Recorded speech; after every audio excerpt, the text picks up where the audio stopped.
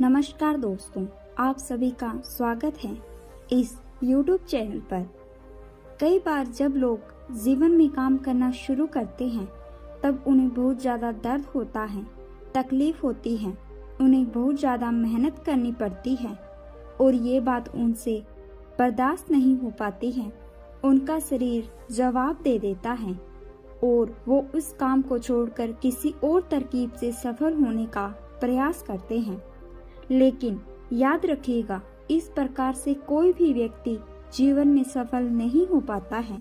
याद रखिएगा कि सफलता का मार्ग मेहनत, दर्द और तकलीफ से होकर गुजरेगा और यह आपको सहना ही पड़ेगा। तो इसके लिए आप हमेशा तैयार रहिए। तो चलिए इस बात को एक कहानी के माध्यम से समझते हैं। एक बार एक मूर्तिकार अपनी छीनी और हथौड़ी से एक पत्थर को भगवान की मूर्ति का आकार देने का प्रयास कर रहा था।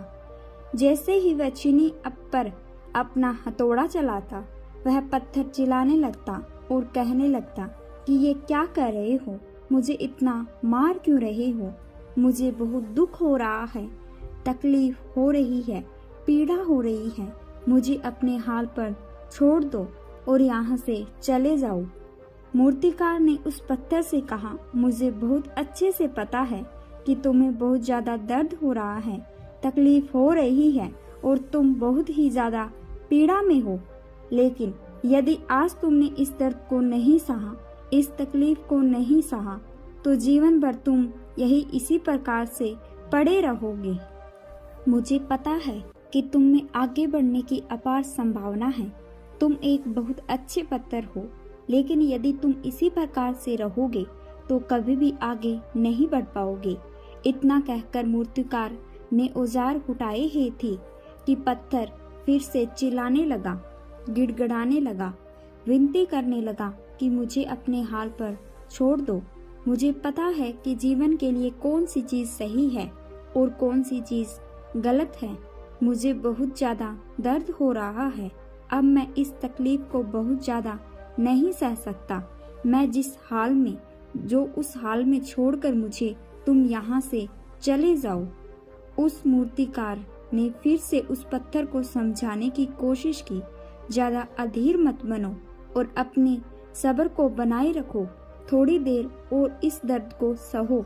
यदि इस दर्द को सह लिया तो मैं भगवान की मूर्ति के रूप में तुम्हारी स्थापना करवाऊंगा और फिर दूर दूर से लोग तुम्हारी पूजा करने आएंगे, पंडित और लोग तुम्हारी सेवा करेंगे। लेकिन पत्थर ने उस मूर्तिकार की एक भी बात नहीं मानी।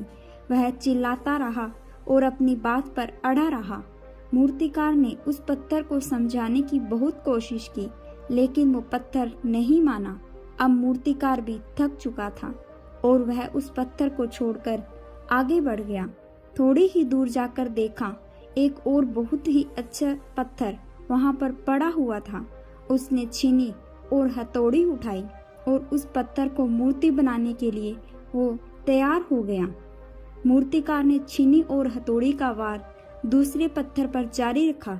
दूसरे पत्थर को भी दर्द हुआ, तकलीफ उसे भी हुई, लेकिन उस पत्थर ने बर्दाश्त कर लिया और देखते ही देखते थोड़े समय के बाद उस पत्थर ने भगवान की मूर्ति का आकार ले लिया।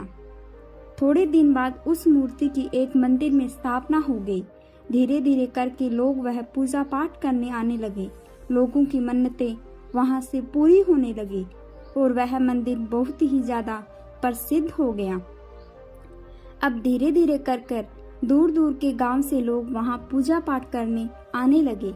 फिर एक दिन और उससे पत्थर को उसी मंदिर में लाया गया और उसे एक कोने में रख दिया गया। अब लोग आते और उस पर नारियल फोड़ते। ये कोई और पत्थर नहीं बल्कि वही पत्थर था जिसने दर्द को नहीं सहा था।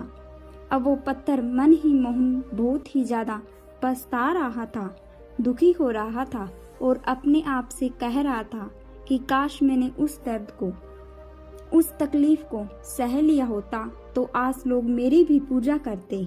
इसलिए आप भी अपने जीवन में हमेशा याद रखिएगा कि जब भी आप अपने करियर की शुरुआत में किसी काम को कर रहे हो, पढ़ाई कर रहे हो या कोई भी काम कर रहे हो उसमें आपको दर्द हो रहा है, तकलीफ हो रही है, ज़्यादा मेहनत करनी पड़ रही है, तो आप रुकिएगा मत, किसी और रास्ते की शुरुआत मत करिएगा, क्योंकि कोई और रास्ता आपको सफलता नहीं दे सकता। आपको उस दर्द को, उस तकलीफ को सहना ही होगा और उस दर्द को, उस तकलीफ को सहकर आप ज़्यादा मजबूत बनेंगे और तभी आप अपने जीवन में आगे बढ़ पाएंगे।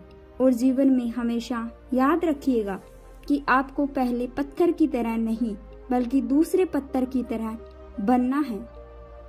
यदि ये कहानी आपको पसंद आई हो और इससे कोई सीख मिली हो तो अपने दोस्तों और अन्य लोगों के साथ शेयर ज़रूर करिएगा। धन्यवाद।